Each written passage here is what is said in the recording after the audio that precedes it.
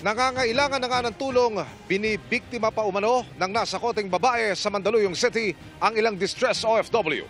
Ang kanyang modus, tunghayan sa pagtutok ni John Consulta. Inuuli po namin ko yung paglabag sa Article 172, falsification po ng public document. Inaresto ng mga tauhan ng NBI Human Trafficking Division at Department of Migrant Workers o DMW ang babaeng ito sa Mandaluyong. Na-recover sa kanya ang mark money na ibinayad sa kanya ng complainant na OFW. Grabe naman Ikaw mo nga. Sige, OFW ha.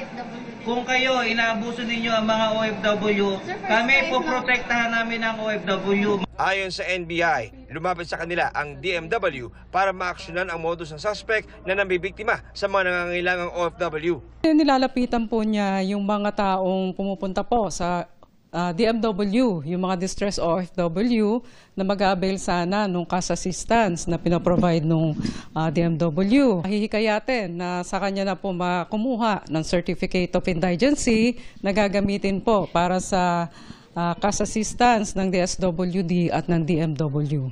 Peke ang mga Certificate of Indigency na binibigay ng suspect sa mga OFW kapalit ng 10% ng tatanggapin nilang tulong pinansyal. Sa DSWD, 1,000 ang kanilang hinihingi.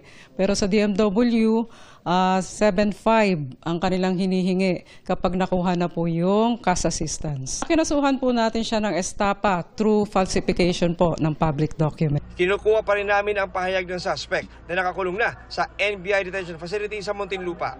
Para sa GMA Integrated News, John Consulta, nakatutok 24 oras.